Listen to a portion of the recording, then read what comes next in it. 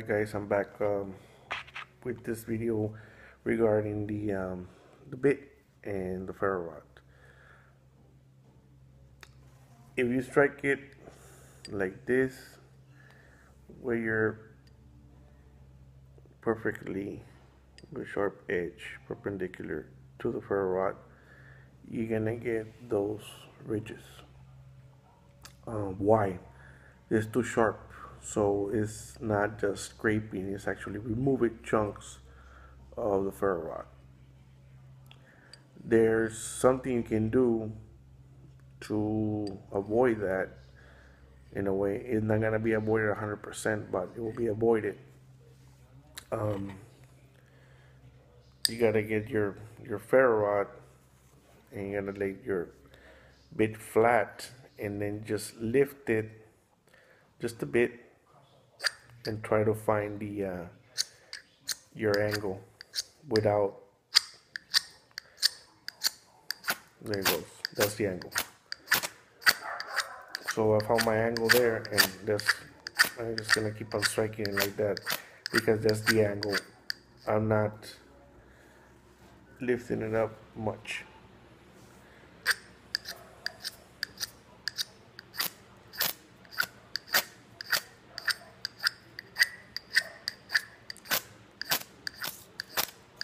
Okay, now you saw what I did. I was just striking it very lightly. I wasn't putting a lot of force, a lot of on it. I was just looking for the right angle to get that flame or that spark. Well, this is what happened, by striking it like that. And I wasn't striking it with the right, right on the edge of the thing. This is what happened by using those strikes.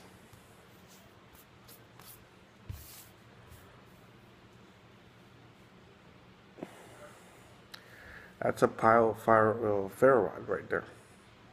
So that's still flammable. That's still good.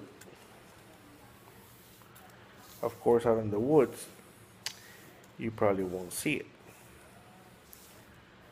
But here, I can, and this is just an example of, showing you how to better use that striker without losing a lot of material from the ferro rod. So, I mean, all strikers or scrapers remove metal, but this one removes a lot of it. So you gotta be careful when you're using it, because you don't want to be just throwing away ferro rods, right? Or going through them really quick. Because if this is an 8,000 strike ferro rod, with this, you can make it into a 2,000. So that's the reason why you want to look for that angle where you're only scraping off the top. You're not. Right now, it's just going like that, and it's removing those chips. I mean, with no effort whatsoever. Um, Another thing, if you wanna not get a lot of area from the ferro rod, you just want a quick spark.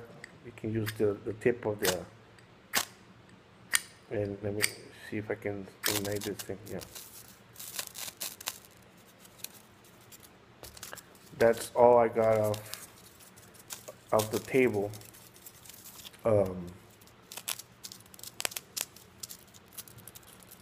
what I got off the table by giving it like 10 strikes or 8 strikes. Well, you saw me how many strikes I gave it. So my point is that you do lose a lot of material when using the striker.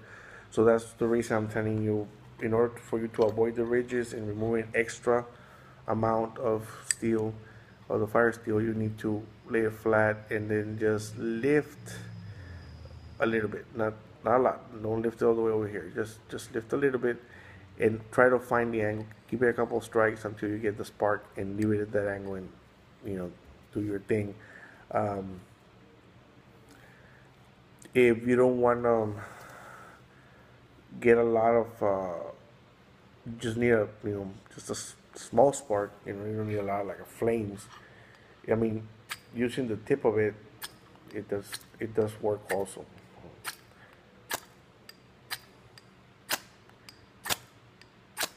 You know.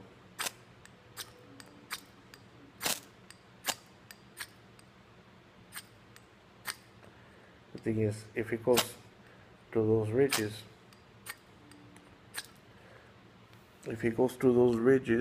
that I created myself by doing this thing, you can flatten them up with the tip of the bit and just flatten them out on top of whatever you're gonna light up, your Maya dust or your little bird's nest, whatever you want to just. If you have those ridges, just get the tip and start scraping it down into whatever you're gonna light up. That's gonna help it light up, and then you got have your flat area, and you can start by striking again and looking for that angle. Because the thing, you don't want to dig into the ferro rod too much. You just want to slide it on top and then find the angle, and then keep the angle without going too much. I'm not putting a lot of force. I don't want to put a lot of force, so I just want to see where. There's the angle right there. I don't want to lift this thing too much, so, and I don't want to apply a lot of pressure. I want to do. Now, if you want to do a one strike thing, go ahead, do a one strike thing.